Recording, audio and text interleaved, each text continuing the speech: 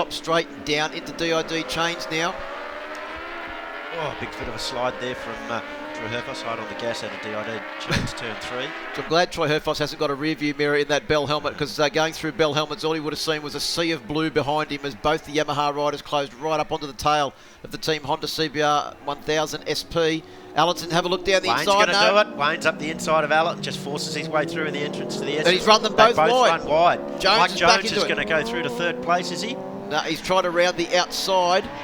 But that was a big move. But remember, Trev, the last 2 rounds, Queensland Raceway, Wakefield Park, Glenn Allerton and Wayne Maxwell have had little coming togethers at both of those circuits. It was Maxwell on Allerton at Queensland, and Allerton repaid the favour at Wakefield Park. I think it won't be long before Allerton will try it again here at Winton Motor Raceway in the penultimate round of the 2015 Swann Insurance Australasian Superbike Championships. Well, Maxwell knows there's only a handful of laps now, and he doesn't want to finish second or third, and he wants to win. He wants Herfoss behind him, so and he's got a bit of work to do because Herfoss has been consistent.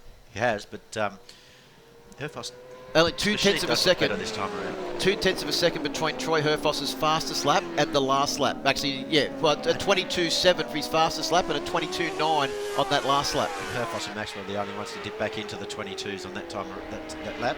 Yeah, Allerton and Mike Jones back into the 23s. Maxwell's all over him now, Phil. Well, around through the Bell Helmets corner and down towards the sweeper. Will Wayne Maxwell try it? He seems to have corners at every circuit where he loves to put those moves on, and we're heading to now to where Wayne Maxwell loves to put an overtaking manoeuvre on. Around through the long left-hander, tries up the inside as they go in. He just seems to be able to pull the bike in on a tighter line. Wayne's gone, enough is enough. I'm going to go past you, Glenn, and I'm going to take the race lead. Here comes Glenn Allerton trying to go back around the outside of Troy Herfoss as well. Can't do it. Herfoss will fight back. There's nothing surer. This is what frustrated Herfoss so much yesterday. He did everything he could to try and force an error from Wayne Maxwell, hounding him at every corner, right on his tail. Wayne just had that little bit of extra speed where he could seemingly do it almost easily over Herfoss. Things much closer today, it seems. The Yamaha perhaps not, I don't know if it's quite as good as it was yesterday, or the Hondas come on forward. The lap times aren't quicker today, you would say, but yeah, Wayne perhaps not doing it quite so easy here this afternoon as what he did yesterday. But the last couple of years too, I can remember being at Winton. That is the one corner. Oh no, is that Mike Jones? Jones is down out of fourth position. Crashed at turn 6, so the end of the race tech suspension sweep. We're just looking at our window there trying to see it. Looks as though the machine's in a safe area. There's a replay on your screens at the moment too of there was where Maxwell went up the inside of Herfoss. Mad Mike Jones has unfortunately parked the Cube Racing Australian Outdoor Living But I think Mike's machine. Collected himself and is up leaning against the fence there somewhere, I think. So, so that means that it now puts Ben Burke into the lead in the Pro-Am category with Matt Walters in second place. And that's going to have a big implication in the Pro-Am Championship points. See Herfoss desperately trying to keep Maxwell in touch there, but he can't run whatever line he wants, because if there's any door left open, Alan's going to sneak up inside it. Oh, Wayne actually had a twitch. That's about the first twitch I've seen from the rear of that was at FR1. Well, it looked like he may have even lost the front a fraction too, then it went from the rear, as Herfoss may have seen that. That would have filled Herfoss with some confidence to attack even more. Look at him, he's come right back. He was right on the back of Maxwell as they went down through the Ipone straight and into the Dunlop straight now, as they come down towards the last 2 corners of this 12-turn Winton Motor Raceway circuit, Trev. I think Herfoss's only real choice here to try and get the win, I think it's we'll get the last lap board this time around.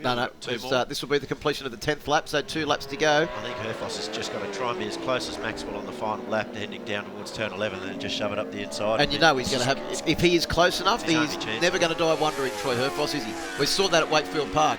He did, and they've actually gapped Glenn a little bit now, so it'll be interesting to see if he can close that gap back down on this lap, because that'll help Troy as well, not having to worry about Glenn shoving it up the inside. Gives him the freedom to choose his place to attack Maxwell. And Maxwell very quick through this bumpy left-hander here, this race tech suspension sweeper. And he also gets a very good entry into the beginning of the Kawasaki S's at turn 7. Troy runs a tighter line there. Closed up a fraction on Maxwell too as they start the Kawasaki S's. Yeah, but not as soon as Maxwell got on the gas. Through this technical part of the circuit, though, is where the Honda seems to pull right up onto the back of Wayne. Look how close they are as they come out of the Ipone or out onto the Ipone straight now. Troy gets a great drive down into the Ipone back straight there. Ryan closes right up on the back of Wayne Maxwell into... if he's close enough, I think that's where he's going to have a go. Wayne was wide then onto the Dunlop Here comes straight. Troy. He's back up the inside. He's got the run as they come down the Dunlop straight. He will park it up the inside of Wayne Maxwell. He gets in deep into the final corner. He's gone too wide. He's got to get the bike stopped and turned. He's got to come back, Trev, because he's got another lap to go. This will be the completion of 11 laps. They'll get the last lap board. But I think what he's done is he's let Wayne Maxwell know where he's going to have a bit of a go. And the gap must be at a half a second now. 4/10 it is between Maxwell and Herfoss. So this will be head down for Maxwell now. He knows he has got 10 corners to go to try and put in every single thing he has on board the Yamaha YZF R1M. Herfoss, he's coming back as hard as he possibly can, but he doesn't want to throw the bike away and surrender 22 championship points, which he's on track to take. So the level of aggression has just been off the limiter, but you know, it still needs to be that little level of control, because if he does throw it down the road, then that's the whole weekend's work pretty much dusted, you know, gone to waste. Really. Could be a whole season's work gone to waste. And no, he's not going to be close enough. This is going to be another one that's going to go to Wayne. So be 5 from 5 from Wayne, as long as he doesn't make any mistakes on his finals. Probably only a bit over 1 kilometre to go. So negotiate the exit of turn 9. The Ipone orders back straight. Troy's been spectacular down into this Ipone turn 10 all weekend, as we see it there. Slides it in. But no, this is going to be all Wayne's. Much to the disappointment of Herfoss, and Allett will be distinctly disappointed as well after getting up the front in a position to win this race. But Allen, and it was only his pace to the end. over the final stages of the race that was the problem for Glenn Allerton. But Maxwell will take another victory. Checkered flag for Wayne Maxwell. Second place for Troy Herfoss. Third for Glenn Allerton. Fourth place should go to Jamie Stouffer on board the number 2 machine. And look at that. Was Maxwell leaving stuff in reserve? A 22.544. Fastest lap of the race on the last lap. By half a second almost. And Ben Burke, congratulations to Benny Burke on board bike number 60. Takes victory in the Pro-Am Cup. Matt Walters will get second place in the Pro-Am Cup. And Evan Biles will take third, with Mike Jones and Lyndon McGee both having turned their motorcycles upside down, will get no points. Yeah, I thought Mike might have been in contention for the win there, but throwing it away at turn 6 pretty much done his dash. Well, it did do his dash. Well, 0.8 of a second, the victory margin for Wayne Maxwell over Troy Herfoss. 2.3 seconds back in third place was Glenn Allerton. Jamie Stouffer in fourth, as we said. Ben Burke, the leading Pro-Am rider, in fifth place. A 23.19, the fastest lap for Ben Burke there, which was pretty good. Crew Halliday, of course, must have made a mistake on that first lap, and so had a disappointing 6th plate finish just ahead of Matty Walters. But a 23.19 for Ben Burke was it's pretty impressive. That's only half a second off Maxwell's fastest, a couple of tenths off Herfoss's fastest. Yeah, I was just wondering what they did with the SA Motorcycles BC Performance machine, because that's the fastest that Ben Burke has looked all weekend and looked extremely comfortable. Perhaps he had some new rubber there as well. Was seeing a but here was the moment from Maxwell when he ran wide. Now Herfoss, look at the drive from Herfoss's Team Honda Racing CBR 1000 SP, and you could almost see the glee in his eyes as he came up the inside.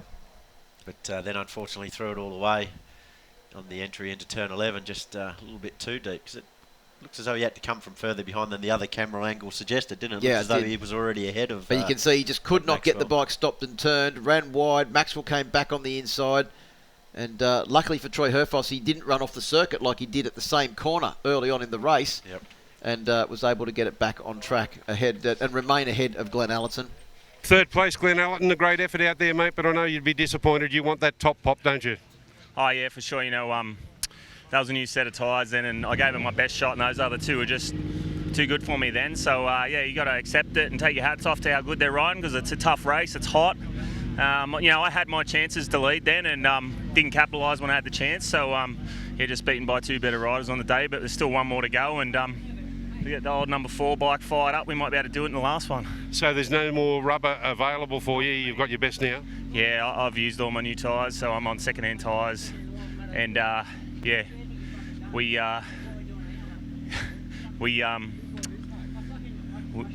had a good run, so I can't complain. All right, thanks, mate. Cheers. Second place, Troy Herfoss. A little bit of controversy there, Troy. No controversy. Good, excellent. So in terms of your own efforts out there, a couple of small mistakes again? No, I feel like I race on the edge all the time. Okay. I'd challenge these guys to ride at the edge I felt like I was on for that many laps. Okay, so in terms of the bike itself, is there anything more you can do to try and make a winning package here in race number 3? No. Okay, good luck, mate. Thank you. First place, Wayne Maxwell, consolidating his championship chase at the moment.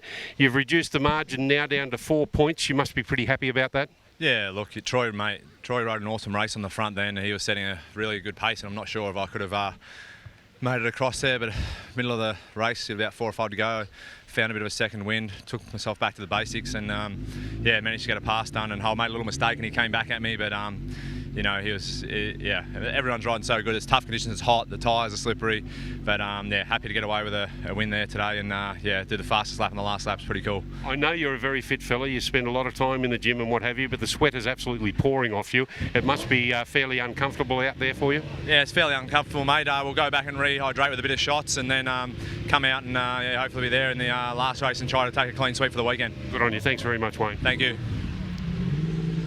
Well, if there was any doubts about just how distasteful Herfoss found finishing in second place in that one, you were left with absolutely no doubt about that taste left in his mouth when in that Parc Ferme interview there. So no doubt at all, Trev. So